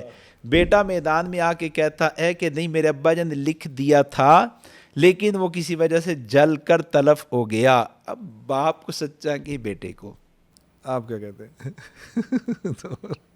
آپ کے سامنے ہی ہے. باپ بھی جھوٹ بول رہا ہے کے سامنے. باپ کا تو میں نے پیش کر دیا اور بیٹا بھی جھوٹ بول رہا ہے. اچھا جناب بات یہاں بھی نہیں رکی یار بس میں تو قسم سے سمجھتا ہوں چلو شکر ہے اب بس ہو جائے گی. نہیں سر میں آپ کو عرض کروں بات تھوڑی سی رکی نہیں، ابھی باقی تھوڑی سی. مرزا صاحب کے بیٹے نے تو کیا دیا، میں حوالے ترتیب سے کیوں پیش کروں. مرزا صاحب پھر اپنے بیٹے کے مقابلے میں آ رہے ہیں. اچھا پہلے بیٹا باپ کے مقابلے میں آیا، جی سمجھ گیا. بیٹے نے باپ کو بچانے کے چکر میں باپ کو جھٹلایا. پھر باپ کا حوالہ میں لا رہا ہوں کہ باپ پھر بیٹے کے مقابلے میں آتا ہے. یہ مجموعہ اشتہارات ہے، جلد نمبر 1 صفحہ نمبر 56. ایک اشتہار مرزا نے اپنی زندگی میں شائع کر دیا تھا. وہ لکھتا ہے کہ ابتدا میں جب یہ کتاب تالیف کی گئی تھی اس وقت اس کی کوئی اور صورت تھی. تالیف کی گئی تھی تو صورت کوئی اور تھی. پھر بعد اس کے قدرت الہیہ کی ناگہانی تجلی نے اس آخر العباد کو موسیٰ کی طرح ایک ایسے عالم سے خبر دی جس سے پہلے خبر نہ تھی. کتاب لکھی جا چکی ہے، پھر اللہ نے مجھے موسیٰ کی طرف خبر دی. یعنی عاجز بھی حضرت ابن عمران کی طرح، حضرت موسیٰ کی طرح اپنے خیالات کی شب تاریک میں سفر کر رہا تھا. اپنے خیالات کی شب تاریک میں کہ ایک دفعہ پردہ غیب سے انی آگے یہ انی انا ربکم الاعلی نہیں، یہ لفظ مٹا ہوا ہے تو بلکہ ایک کہتا ہے اللہ تعالیٰ نے یہ الہام کی آواز آئی اور ایسے اسرار ظاہر ہوئے جن تک عقل اور خیال کی رسائی نہ تھی. سو اب اس کتاب کا متولی اور محتمم ظاہراً اور باطن اللہ رب العالمین ہے، اور کچھ معلوم نہیں کہ کس اندازہ اور مقدار تک اس کو پہنچانے کا ارادہ ہے. براہین احمدیہ کو سوال نکل گیا بچوں نا. جزاک اللہ جی آپ نے شارٹ کر دی ہے. مرزا صاحب پر اعتراض ہو رہے نا تو مرزا صاحب کہتا ہے کہ میں تو شب تاریک میں سفر کر رہا تھا. میں کہتا ہوں مرزا صاحب آپ کا دعویٰ ہے کہ آپ اس وقت ملہم تھے، مجدد تھے، مسیح تھے، نعوذ باللہ آپ کا دعویٰ ہے نبی تھے، تو کیا انبیاء وہ شب تاریک میں سفر کرتے ہیں؟ اور پھر کب موسیٰ علیہ السلام شب تاریک میں سفر کرتے ہیں جو آپ اپنے آپ کو ان کے ساتھ ملا رہے ہیں؟ دوسرا آپ تو وعدے کر چکی ہیں, آپ کہہ چکے ہیں کتاب لکھی جا چکی ہے, کتاب مکمل ہو چکی ہے, اور آج آپ کہہ رہی ہیں کہ اللہ نے مجھے وحی کی ہے اور اب اللہ اس کتاب کا والی وارث بن گیا ہے, اور مجھے نہیں پتا کہ اب یہ اللہ اس کتاب کو کہاں تک پہنچائے. بھائی اللہ نے کہا تھا 50 جلدیں لکھی ہوئی میں نے اتار دی ہیں, اللہ نے نعوذ باللہ 50 جلدوں کے پیسے لیے ہیں. مرزا صاحب درمیان میں سے کیسے نکلے کہ بھئی اللہ پر چھوڑ دیا ہے, اب اگر تم نے مجھ پر اعتراض کیا نا تو اللہ پر اعتراض ہوگا, چونکہ اللہ نے کہا ہے کہ مرزا صاحب تسی نکل جاؤ تو اور میں کتاب دا والی وارث ہوں, میں اس کتاب کا نگہبان ہوں, میں کتاب کا والی وارث ہوں, ظاہراً باطناً میں بس اب اس کو خود دیکھوں گا, جو اعتراض کرے گا تو مجھ پر اعتراض کرے گا. یہ مرزا غلام احمد قادیانی کی نبوت کی طرف جانے والی زندگی کی بنیاد ہے. اور تیسر صاحب یہ جو کتاب ہے نا براہین احمدیہ, مرزا صاحب کا دعویٰ ہے کہ میری نبوت اور رسالت کے دعوے کی بنیاد جو میں نے اعلان کر دیا تھا, ویسے تو پیٹ میں ملی, ماں کے پیٹ میں, لیکن میں نے اپنی جن کتابوں میں اپنے نبی مسیح ہونے کا ملعم ہونے کا اعلان کر دیا تھا وہ میری یہ کتابیں ہیں. براہین احمدیہ میں میں نے اپنے نبی رسول مہدی مسیح اور جو اس کا اعلان کر دیا تھا. جناب جس کتاب میں بقول مرزے نبوت, رسالت, مسیحیت, مہدویت, مجددیت اور ملہم من اللہ ہونے کا دعویٰ تھا, اس کتاب کا حال میں نے آپ کے سامنے بیان کر دیا ہے. تو اسی پر آپ اس کے سارے دعووں کو دیکھ لیں. جب کتاب ایسی ہے, کتاب لکھنے والا ایسا ہے, کتاب میں درج مضامین ایسے ہیں, اور کتاب کے بارے میں ایسی ایسی احمقانہ باتیں اور احمقانہ دعوے موجود ہیں, تو پھر اس کتاب میں جو بڑے بڑے دعوے ہوں گے, وہ جو میں کر چکا نبوت, رسالت, ان کی کیا حیثیت ہوگی. اسی وجہ سے میں نے آپ سے عرض کیا کہ مرزا غلام قادیانی کی مذہبی زندگی جو دعووں والی, اس زندگی کی بنیاد میں اس کتاب کا بڑا دخل ہے. فقط آپ براہین احمدیہ کے بارے میں مرزا غلام قادیانی کا ابتدائی دعویٰ, چندے, لوگوں سے چندے, پیسے, اور پھر ہیر پھیر, جب کتاب نہیں لکھ سکا تو اس کے ہیر پھیر کو پڑھ لیں, سمجھ لیں, تو آپ پھر اس نتیجے پہ پہنچیں گے سوائے بددیانتی کے, جھوٹ کے, فراڈ کے, اس کی زندگی میں کچھ اور نہیں ہے. اور تیسر صاحب آئندہ جو گفتگو چلے گی نا وہ بھی اسی طرح کی ہے. یہ ہے مرزا غلام قادیانی کی زندگی کا, مذہبی زندگی کی بنیاد. میر صاحب آپ کو کیسے میں خراج تحسین پیش کروں کہ آپ نے جو شروع میں مجھے کہا تھا کہ سیالکوٹ کی ملازمت جی اور براہین احمدیہ, اور جو براہین احمدیہ کے اوپر آپ نے جو گفتگو کی, تو اس کے ساتھ میں چیز ایڈ اپ کر دیتا ہوں کہ اس کی پلاننگ, اس کی مارکیٹنگ, اس کے لیے وہ جو ایک لافٹی کلیمز, اتنے بڑے بڑے دعوے, اور اس کی وہ ساری جو بھی اس کی جو کلائمیکس ہوا, جو اینڈنگ ہوئی, یہ واقعی مرزا قادیانی کی جو اگلے سارے دعوے, اگلی ساری زندگی ہے, اس کو سمجھنے کے لیے یہ بنیادی حیثیت ہے. بالکل بنیادی. اور میں یہ سمجھتا ہوں کہ بہت ہی خوش قسمتی ہے کہ شاید پہلی دفعہ اتنی واضح کلیئرٹی کے ساتھ یہ بنیادی باتیں آپ نے ہمیشہ کے لیے میڈیا پہ بھی آ گئی اور عوام کے سامنے رکھ دی ہیں. کیا آپ کا خیال ہے, کیا ابھی بھی آپ سمجھتے ہیں کہ اتنی کلیئرٹی کے بعد کوئی قادیانی ابھی بھی ان سے کوئی یعنی تعویل کر سکے؟ کوئی اس کے اوپر کچھ تیسر صاحب, میرا قادیانیوں کے ساتھ میری مختلف جگہوں پر گفتگو رہی ہے, چناب نگر میں ان کے مربیوں کے ساتھ, دوسرے ممالک میں بھی, پاکستان کے اور شہروں میں بھی, سوشل میڈیا پر بھی. تو بہت سے حوالے ایسے ہیں جو میں قادیانیوں کے سامنے, ان کے مربیوں کے سامنے پیش کرتا ہوں تو وہ خود ایک دفعہ ہل جاتے ہیں. ان میں ایک حوالہ یہ ہے, تعویل کیا کریں گے وہ تو جب حوالہ سنتے ہیں, پڑھتے ہیں, دیکھتے ہیں تو وہ خود حیرت زدہ ہو جاتے ہیں, ہکا بکا رہ جاتے ہیں. اور الحمدللہ بہت سے قادیانی ایسے ہیں جن کی ہدایت میں اس حوالے نے بھی مرکزی کردار ادا کیا ہے. انشاءاللہ اس ایپیسوڈ سے بھی بڑے یہ مرکزی کردار ادا ہوگا. انشاءاللہ اس میں میری ایک گزارش ہے کہ میں نے نا براہین احمدیہ کے بارے میں بھی اور یہ زندگی جو اس کے بارے میں بھی اپنی کتابوں میں لکھا ہوا ہے، بالخصوص مرزا غلام قادری کی شخصیت و کردار، ٹھیک ہے جی. اس میں اس کا تعارف بھی موجود ہے، وہ پڑھ لینا چاہیے. اور تیسر صاحب یہ جو کتاب ہے نا، اس کتاب میں میں نے قادیانیوں سے تقریباً 1100 سوالات کیے ہیں، اور ترتیب کیا رہی ہے کہ مرزا غلام قادیانی کی کتابوں سے عبارت لی، تمہید لکھی، عبارت نقل کی، اور پھر اس پر سوالات نقل کیے ہیں. واہ. اس کتاب میں براہین احمدیہ کے بارے میں میرے مزید سوالات بھی قادیانی جماعت اور ان کے افراد سے ہیں. اگر کوئی حق کا متلاشی اور حق کو جاننے کا ذوق رکھنے والا اس کتاب کا مطالعہ کر لے تو انشاءاللہ اس کے لیے مزید آسانی ہو جائے گی. بہت شکریہ منیر صاحب، ہمیشہ کی طرح. جزاک اللہ. آپ کا بھی شکریہ. ہمیشہ کی طرح آپ کا ایک رسمی شکریہ ادا کر سکتے ہیں بس، لیکن جتنی پاورفل گفتگو، جتنی مدلل گفتگو، اور جو حق ادا کرتے ہیں آپ قادیانیوں کو دعوت اسلام دینے کے حوالے سے، میرا خیال ہے کہ اس کو الفاظ کے اگر ہار نہ ہی پہنائیں تو اچھا ہے. جزاک اللہ. ہم اس قابل ہی نہیں ہے.